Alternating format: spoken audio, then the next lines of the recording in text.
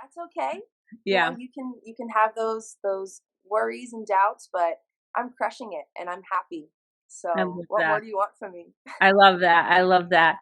So how long have you kind of been in I know you had mentioned that you worked at a few health fitness type places.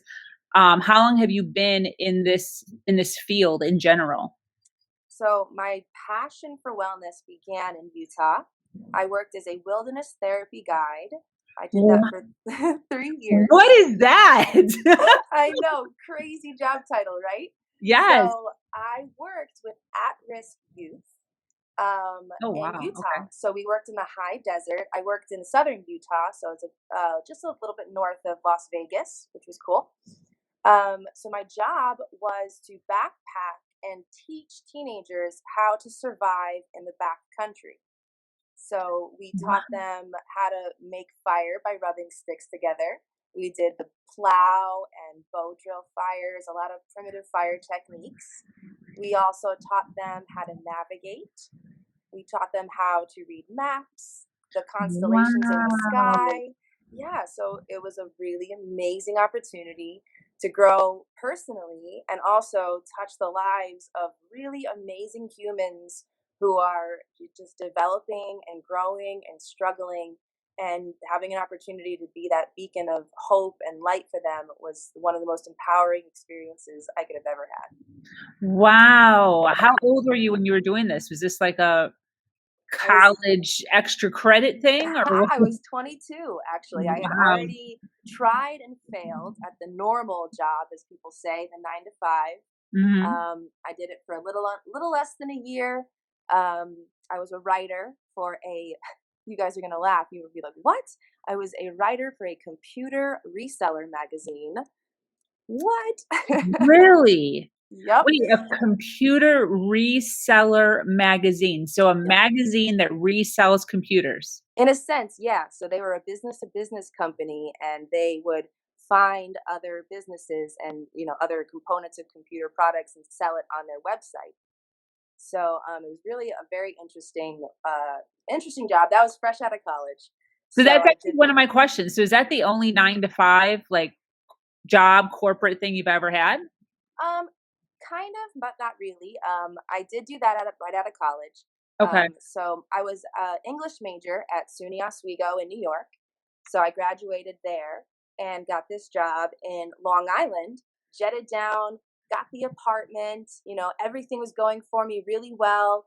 But I just was spending all of my free time rock climbing and then running to the Adirondacks or the Catskills to go backpacking on the weekends. Wow. So my passion didn't fall in my career, and my boss was just like, it wasn't a good fit.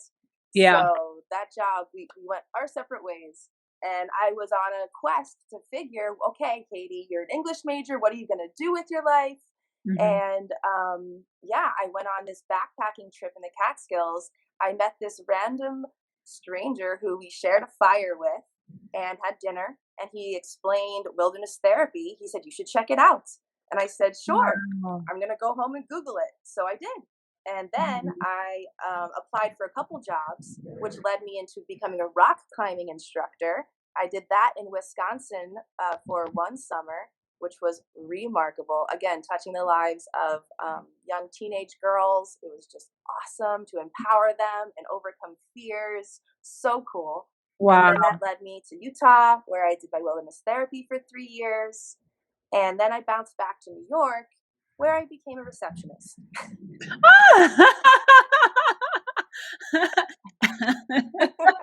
I wasn't expecting that. Okay. All right. Well, you need money coming in, right? I Like you needed money. Yeah, yeah, yeah. I get it. I was physically exhausted in Utah. It was a Mhm. little bit demanding on my body, emotionally, spiritually. I was just really drained, and I needed to come home. I needed Got to it. reset. So Yeah. I came back home to New York, and my little sister was leaving her job, and so she was like, "Katie, you need a job. Here, take Perfect. this." Yeah. And I was like, "Okay." So I started working there, and I worked my way up. I became their communications coordinator, which was really cool. I was in charge of their email marketing and everything like that. I created menus, I created event flyers. I was in charge of sending out the weekly newsletter, It was a really fun job. I really enjoyed it, but it was 9 to 5. Yeah. And I needed my freedom. I needed something different. So I began teaching English online, which gave me a little bit more freedom and flexibility. Got So it. that's actually how I make my main money right now is as an ESL instructor for a local community college. Got it. Okay. Perfect. I do want to say for those that are listening who are young or not young, but have a thought of becoming an entrepreneur, it's interesting how with your story there, the receptionist where all you did was, online marketing or whatever you were saying. If you really think about it, the skills that you obtained while doing that is probably helping you Oh yeah, expand your company and kind of know what to do and know the facets of how to do that. Isn't that interesting? absolutely. Yeah. Yeah, and it's interesting because that was a very dark time of my life. I left an amazing part of my life. I left Utah, which was full of magic and friends and really amazing relationships, and I kind of just left.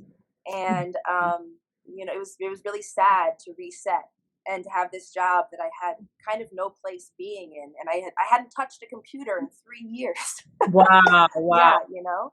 other Yeah. than to, maybe check an email. So creating things and being creative and learning a new computer software program, it was like, what am I doing? Yeah. It was really like I had a lot of doubt at that time, and it was a real big struggle. And I will say, emotionally, I'm not always rainbows and butterflies. Like it was a really hard time because I knew I didn't belong.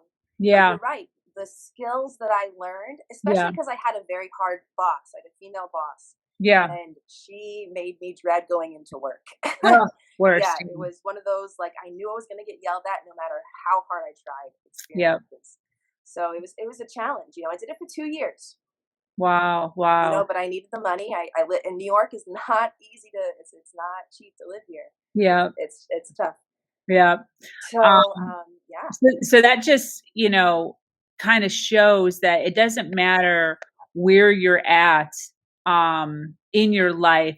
It's always important to make sure that whatever job you're taking on, whatever friendships, relationships you have, always make sure you're learning and stay in a place. Because I know it's really difficult. And as you were saying, sometimes when you were at work, your boss sucked, you were in a dark place. But for those of you that are in situations like this where you're not following your passion, where you're supposed to be doing something different, but you are where you are because of finances, you are where you are because you have to be. It's important to go into those circumstances thinking to yourself, what can I learn? What can I take from this that can help me further myself in the direction of my passion? You know what Yeah. I mean? Oh, absolutely. And during that time, I had that mindset beautifully, I and love that.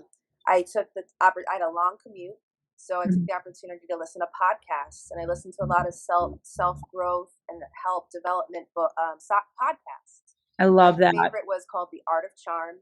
It was all on just personal development, I and love that. it was Yeah, really, yeah. I love everything about that. And I say that constantly. Where are the areas in your life where you're filling it with ridiculousness? Like in the car. Like in the car. People listen to music, they listen to the news, and you could literally be reading a book, like you're doing that whole wilderness thing with your book club right now. And I chimed in, or my ears perked up when I heard you on the live that Dane was on say that you were listening to it in your car. That's like perfect multitasking. Like, why would you not do two productive things at the same time? Absolutely brilliant.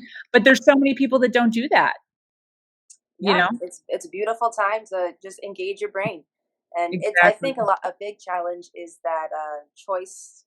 Uh, what's that expression? Oh, I'm just blanking. Where you can't make a decision and you have too many choices, and I Decisiveness. run into that all the time. Where I want to be engaged and I want I want to listen to something juicy, but then finding that juicy, great, engaging thing isn't always easy. So Exactly. that's a challenge Exactly. I can understand. But finding it and engaging your mind, especially even if you have a 15-minute drive, there are so many podcasts, there are so many things out there that you can use to just quickly get a thought. And even if it's mindful minutes, I think they're like 2, 3 minute podcasts. It'll just give you a mantra. It'll give you something to wrap your head around to change your mindset, to create a new brainwave. Exactly. Exactly. I 100% agree.